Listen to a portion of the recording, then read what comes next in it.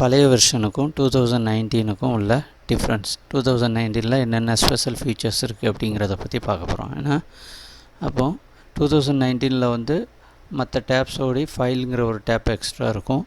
இந்த ஃபைலுங்கிற டேப்பை கிளிக் பண்ணிட்டீங்க அப்படின்னு சொன்னிங்கன்னா அதில் வந்து நம்ம ஹோம், நியூ, ஓப்பன், சேவ் அப்படிங்கிறதெல்லாம் வந்து நம்ம பழைய எல்லா வெர்ஷன்லையும் இருக்கக்கூடிய ஆப்ஷன் தான்.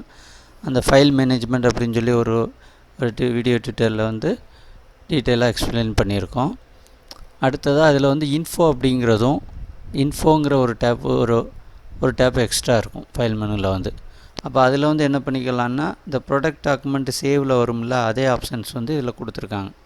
பாஸ்வேர்டு கொடுத்து அந்த ஃபைலை வந்து என்ன செஞ்சுக்கலாம், சேவ் பண்ணிக்கலாம்.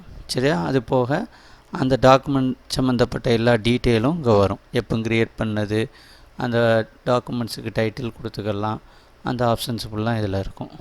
ஏன்னா அடுத்து நெக்ஸ்ட் இருக்கக்கூடிய ஆப்ஷன் என்னென்னா ஷேர். அப்போ இங்கேருந்து என்ன செஞ்சுக்கலாம், அந்த வேர்ட் டாக்குமெண்ட்டை உடனடியாக மெயில் அனுப்புறதுக்கு இந்த இதை பயன்படுத்திக்கலாம். அல்லது போஸ்ட் டு பிளாக் அப்படின்னா, நீங்கள் வந்து ஒரு பிளாக் வந்து ஒரு வெப்சைட்டில் பிளாக் வந்து ரெடி பண்ணி வச்சுருக்கீங்க, அதில் போய் என்ன செய்யணும், இதை அப்படியே வந்து பிளாக்கில் வந்து போஸ்ட் ஆகிறதுக்கு இந்த ஆப்ஷனை வந்து யூஸ் பண்ணிக்கலாம். அடுத்து முக்கியமான ஆப்ஷன் இதில் வந்து எக்ஸ்போர்ட் அப்படிங்கிறது. இதில் வந்து என்னதுன்னா, எம்எஸ் வேர்டில் வந்து இந்த பிடிஎஃப் அப்படிங்கிறத வந்து ஈஸியாக அங்கே கொண்டு வந்திருக்காங்க. சரியா? இப்போ எந்த ஒரு டாக்குமெண்ட் ஃபைலாக இருந்தாலுமே அதை வந்து நினச்சிடலாம் ஈஸியாக ஹேண்டில் பண்ணுறதுக்கு பிடிஎஃப் ஃபைல் தேவைப்படுது. அப்போ அந்த பிடிஎஃப் ஃபைலாக வந்து கன்வெர்ட் பண்ணுறது வந்து ரொம்ப ஈஸியான முறையில் இங்கே மாற்றிருக்காங்க. அப்போ எக்ஸ்போர்ட் கொடுத்துட்டு கிரியேட் பிடிஎஃப்னு கொடுத்துட்டிங்கன்னா அது பிடிஎஃப் ஃபைலாக மாறிடும். சரியா? அடுத்து இருக்கக்கூடியது என்ன ஆப்ஷன் அப்படின்னு சொன்னோன்னா, இதில் வந்து ஃபைல் மெனுவில் நியூ கொடுக்க சொல்ல வந்து உங்களுக்கு வந்து எக்ஸ்ட்ரா வந்து என்ன செய்யும், அதிகமான டெம்ப்ளேட்ஸ் வந்து இணைச்சிருக்காங்க. சரியா? நம்மளுக்கு யூஸ்ஃபுல்லாக பயன்படக்கூடிய அதிகமான டெம்ப்ளேட்ஸ், ஒரு ப்ரௌச்சர் போடணும், இல்லைனா ஒரு ரெஸ்யூம் டைப் பண்ணணும் அப்படிங்கிற மாதிரி எல்லா விதமான ஆப்ஷனும் ஒவ்வொன்றுக்கும் தனித்தனியாக என்ன செஞ்சுருக்காங்க, ஒரு ஃபைல் மெனுவில் நியூவில் வந்து அதிகமான டெம்ப்ளேட்ஸ் வந்து ஆட் பண்ணியிருக்காங்க.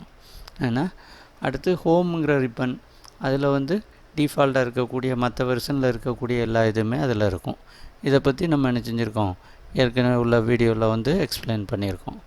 அடுத்து இன்சர்ட்டில் இருக்கக்கூடிய முக்கியமான ஃபீச்சர்ஸ், அதாவது 2009 என்ன அப்படின்னு சொன்னோன்னா ஐகான்ஸ் அப்படின்னு சொல்லி ஒரு எக்ஸ்ட்ரா ஒன்று சேர்த்துருக்காங்க. அப்போ ஐகான்ஸை கிளிக் பண்ண சொல்ல இதில் வந்து ஏகப்பட்ட ஐகான்ஸை வந்து இதில் வந்து லோட் பண்ணியிருக்காங்க. சரியா? அப்போ நம்மளுக்கு வந்து எது சம்மந்தப்பட்டது நம்ம வந்து டாக்குமெண்ட் டைப் பண்ண போகிறோமோ அதில் எதுவும் ஐகான்ஸ் தேவைப்படுதுன்னா இதிலேருந்து எடுத்துக்கலாம்.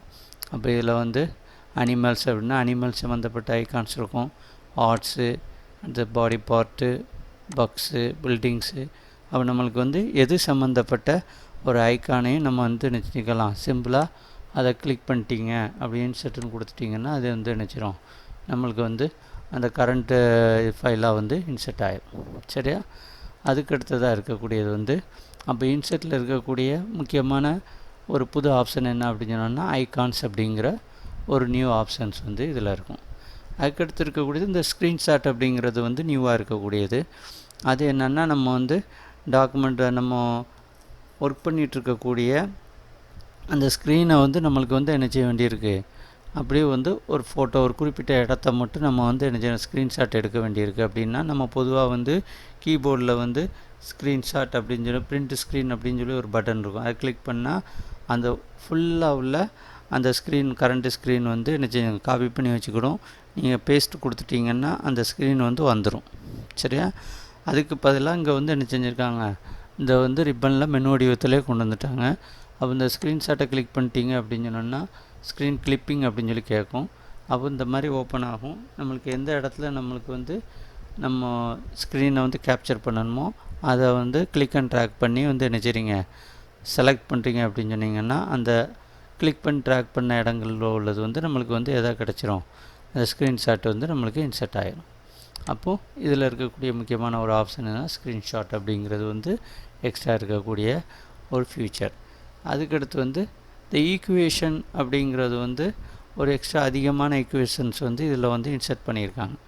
அந்த பழைய வெர்ஷன்லேயும் ஈக்குவேஷன் இருக்குது, ஆனால் வந்து இதில் வந்து மேத்தமெட்டிக்கல் சம்மந்தப்பட்ட அதிகமான ஈக்குவேஷன்ஸ் வந்து இதில் இன்சர்ட் பண்ணியிருக்காங்க. அப்போ உங்களுக்கு வந்து ஒரு மேத்தமெட்டிக்கல் சம்மந்தப்பட்ட ஏதாவது ஒரு இப்போ எக்ஸாம்பிளுக்கு ஒரு கொஸ்டின் பேப்பர் வந்து உங்களுக்கு வந்து டைப் பண்ணது கொடுத்துருக்காங்க அப்படின்னா அந்த கொஸ்டின் பேப்பரில் வந்து மேக்ஸிமம் வந்து மேத்ஸ் கொஸ்டினில் பார்த்திங்கன்னா அதிகமான ஈக்குவேஷன்ஸ் வரும். அப்போ அந்த ஈக்குவேஷன் சம்மந்தப்பட்ட இதை வந்து டைப் பண்ணுறதுக்கு வந்து எதை யூஸ் பண்ணிக்கலாம், அந்த ஈக்குவேஷன். அப்போ ஈக்குவேஷன் கிளிக் பண்ணிட்டாலே உங்களுக்கு ஈக்குவேஷன் சம்மந்தப்பட்ட ஒரு டூல்ஸ் வந்துடும். அப்போ நம்மளுக்கு எந்த மாதிரி ஒரு ஈக்குவேஷன் வேணாலும், ஒரு ஃப்ராக்ஷன் வேணும் அப்படின்னா இந்த இதை கிளிக் பண்ணிக்கலாம். சரியா? அது அல்லது வந்து ஒரு மேட்ரிக்ஸ் வேணும். சரியா? இந்த மாதிரி 4 மேட்ரிக்ஸு 6 மேட்ரிக்ஸு, அப்போ அந்த மாதிரி மேட்ரிக்ஸ் வர வைக்கிறதுக்கு அந்த மாதிரி எல்லா விதமான ஒரு சின்ன சின்ன ஈக்குவேஷன்ஸு, எல்லா ஃபார்முலாஸு எல்லாமே வர வைக்கிறதுக்கு எதை யூஸ் பண்ணிக்கலாம், இந்த ஈக்குவேஷன் அப்படிங்க. ஈக்குவேஷன் கிளிக் பண்ணிட்டாலே இந்த ஈக்குவேஷன் டூல்ஸ் அப்படிங்கிற ஒரு ரிப்பன் புதுசாக வந்துடும். அது உள்ள எல்லா விதமான ஈக்குவேஷனும் மேத்தமெட்டிக்கல் பயன்படக்கூடிய மேக்ஸிமம் ஈக்குவேஷன்ஸ் வந்து இதில் கொடுத்துருக்காங்க. அந்த ஈக்குவேஷனை வந்து நீங்கள் கொண்டு வந்துக்கலாம். சரியா? அடுத்து இருக்கக்கூடிய ஒரு ஃபீச்சர்ஸ் என்ன அப்படின்னு சொன்னோன்னா, இதில் வந்து டிசைன் அப்படிங்கிறதுல வந்து பொதுவாக மற்ற ஆப்ஷனில் உள்ள எல்லா இதுவும் தான் இது இருக்குது. பேஜு கலர் மாற்றுறது, வாட்டர் மார்க் கொடுக்குறது, பேஜ் பார்டர் கொடுக்குறது அப்படிங்கிறது வந்து ஒரு கிளாஸில் வந்து எக்ஸ்பிளைன் பண்ணியிருக்கோம். அதை நீங்கள் செக் பண்ணிக்கலாம். இது லேஅவுட் அப்படிங்கிறது வந்து பொதுவாக மற்ற இதில் உள்ள எல்லா ஆப்ஷன்ஸுமே இதுலேயும் இருக்குது. ஏன்னா அடுத்து ரெஃபரன்சஸ் அப்படிங்கிறதும் வந்து மற்ற ஆப்ஷன்ஸில் உள்ளது தான் இருக்குது.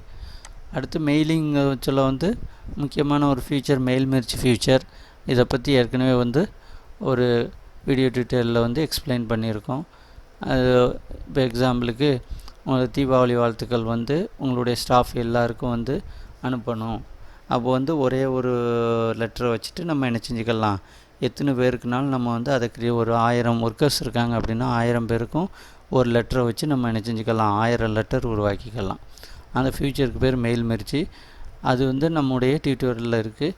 அதை செக் பண்ணி பார்த்தீங்கன்னா ஈஸியாக இருக்கும். சரியா? அடுத்து ரிவ்யூ அப்படிங்கிற டேப் வந்து ஒரு முக்கியமான டேப் 2019 வந்து.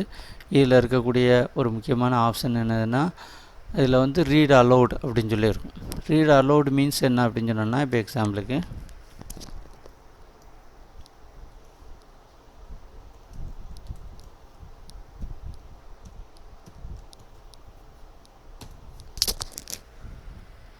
இப்போ இதில் வந்து டைப் பண்ணி வச்சுருக்கதை வந்து நம்ம என்ன செஞ்சுக்கணும், ரீட் பண்ணணும். அப்போ எம்எஸ் வேர்டில் வந்து முக்கியமான ஒரு ஃபீச்சர் 2009 என்னென்னா, ரீட் அலவுடுன்னு கொடுத்துட்டிங்க அப்படின்னு சொன்னீங்கன்னா அங்கே வந்து என்ன செய்யணும், அந்த டாக்குமெண்ட்ஸ் வந்து தானாகவே ரீடாக ஆரம்பிக்கும். அப்போ இதில் வந்து ஸ்டார்ட்டு ஸ்டாப் அப்படிங்கிற பாஸுங்கிற ஆப்ஷன்ஸ் இருக்கும், டூல்ஸ் வந்துருக்கும். அப்போது இந்த டூல்ஸை வந்து பாஸ் கொடுக்குறீங்க அப்படின்னு சொல்லி வச்சோன்னா நிறுத்திடும். அப்போது நம்ம ஒரு டாக்குமெண்ட்டை டைப் பண்ணி வச்சுட்டு அதை ரீட் பண்ணி பார்க்கணும் அப்படின்னா இன்னொரு ஆள்கிட்ட வாசித்து காட்டணும் அப்படிங்கிற அவசியம் இல்லை. நீங்கள் என்ன செஞ்சுக்கலாம், இந்த பட்டனை தட்டி விட்டிங்கன்னா என்ன செஞ்சிடும், ஆட்டோமேட்டிக்காக அதாவே என்ன செய்யும், ரீட் பண்ண ஆரம்பிச்சிடும். சரியா?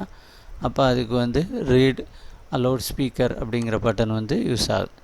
அடுத்து முக்கியமான ஆப்ஷன் என்னென்னா ட்ரான்ஸ்லேட் அப்படிங்கிறது. மெயினாகவே நம்ம வந்து ஏதாவது ஒரு ஆப்ஷன் ட்ரான்ஸ்லேட் பண்ணி பார்க்கணும் அப்படின்னா என்ன செய்யணும், டிக்ஷனரி எடுக்கணும், இல்லை கூகுள் டிக்ஷனரிக்கு போகணும். இதை வந்து என்ன செஞ்சுருக்காங்க, மைக்ரோசாஃப்ட்லேருந்து ரொம்ப ஈஸியான முறையில் உங்களுக்கு பயன்படக்கூடிய வகையில் அந்த பட்டனை இதிலே கொண்டு வந்துட்டாங்க. அப்போ அந்த ட்ரான்ஸ்லேட் கிளிக் பண்ணுறீங்க அப்படின்னு சொன்னோன்னா அது ட்ரான்ஸ்லேட் செலெக்ஷன் அப்படின்னு சொல்லியிருக்கும். ட்ரான்ஸ்லேட் டாக்குமெண்ட்னா எல்லாத்தையும் ட்ரான்ஸ்லேட் பண்ணுறது. அப்போ இந்த டாக்குமெண்ட்டே ட்ரான்ஸ்லேட் பண்ணணும் அப்படின்னா ட்ரான்ஸ்லேட் டாக்குமெண்ட் கொடுக்குறீங்க. அப்போ என்ன செஞ்சிடும், இந்த ட்ரான்ஸ்லேட் அப்படிங்கிற ஒரு ஆப்ஷன் உள்ள ஒரு இது வந்து வந்துடும். அப்போது எந்த இதாக நம்மளுக்கு வந்து இப்போது நம்ம டைப் பண்ணியிருக்கிறது வந்து இப்போ ஒரு அரபிக் டாக்குமெண்ட் இருக்குது அப்படின்னா அந்த அரபிக் டாக்குமெண்ட் வந்து தானாகவே எடுத்துக்கணும் ஆட்டோ டிடெக்ட் மூலமாக. டூங்கிறது எதாக ட்ரான்ஸ்லேட் பண்ணணும், நம்மளுக்கு வந்து தமிழாக ட்ரான்ஸ்லேட் பண்ணணும் அப்படின்னா TAML தமிழ் அப்படின்னு சொல்லி கொடுக்குறீங்க. அதை மாதிரி ஹிந்தி வேணுன்னா ஹிந்தியில் வந்து ட்ரான்ஸ்லேட் பண்ணிக்கலாம். இப்போ ஒரு தமிழ் மேட்ரு இருக்குது, அப்போ அவருக்கு வந்து ஹிந்தியில் மட்டும்தான் தெரியும் அப்படின்னு நினைக்கிறாரு. அப்போ ஹிந்தின்னு கொடுத்துட்டோன்னா ஹிந்தியில் அந்த மேட்ரை வந்து பார்த்துக்கலாம். ட்ரான்ஸ்லேட் கொடுக்குறோம். அப்போது நம்ம அங்கே டைப் பண்ண அந்த மேட்ரு வந்து எல்லாமே எதாக மாறிடுச்சு, தமிழாக வந்து மாறி நம்மளுக்கு ட்ரான்ஸ்லேட் ஆகுது. ஃபுல்லாக ஹோலாக வந்து நம்மளுக்கு தமிழில் மாறிட்டு. அப்போ இந்த மாதிரி தமிழில் ஒரு இப்போ எக்ஸாம்பிளுக்கு அரபிக்கில் இருக்குது அப்போ அந்த அரபிக் ஃபுல்லாகவே நம்மளுக்கு தமிழில் மாறன்னா கூட நம்ம என்ன செஞ்சுக்கலாம், மாற்றிக்கலாம். இந்த மாதிரி ஃபியூச்சருக்கு வந்து யூஸ் ஆகக்கூடிய முக்கியமான 2019 இருக்கக்கூடிய ஒரு முக்கியமான ஆப்ஷன் அப்படின்னா ரிவ்யூவில் இருக்கக்கூடிய டிரான்ஸ்லேட் அப்படிங்கிறது. சரியா? அப்போ டிரான்ஸ்லேட் ஆப்ஷனை பயன்படுத்தி நம்முடைய டாக்குமெண்ட்டை வந்து எந்த ஒரு மொழிக்கும் நம்ம மாற்றி அமைச்சு அதை செக் பண்ணி பார்க்குறதுக்கு யூஸ் பண்ணிக்கலாம். இப்போ உங்களுக்கு வந்து ஒரு பத்திரம் டைப் பண்ணியிருக்காங்க, இல்லைனா வந்து ஒரு குறிப்பிட்ட ஒரு லெட்ரு டைப் பண்ணியிருக்காங்க, அந்த இது வந்து வேறு ஒரு மொழியில் இருக்குது. அப்போ அந்த மொழியை வந்து நம்ம என்ன செய்யணும், அது என்ன மொழி நம்மளுக்கு புரியலை அப்படின்னா அதை மாற்றி அமைக்கிறதுக்கு இந்த டிரான்ஸ்லேட்டை பயன்படுத்தி நம்ம என்ன செஞ்சுக்கலாம், மாற்றி அமைச்சிக்கலாம். சரியா? அடுத்து இருக்கக்கூடியது வந்து வியூங்கிற டேப் வந்து நம்ம ஏற்கனவே உள்ள பழைய வெர்ஷனில் உள்ள டேப்ஸு தான். சரியா? இன்னும் அடுத்து வரக்கூடிய கிளாஸில் வந்து நம்ம 2019 யூஸ் பண்ணி ஒவ்வொரு சின்ன சின்ன அப்ளிகேஷன்ஸாக நம்ம எப்படி க்ரியேட் பண்ணுறது அப்படிங்கிறத பார்ப்போம். நன்றி.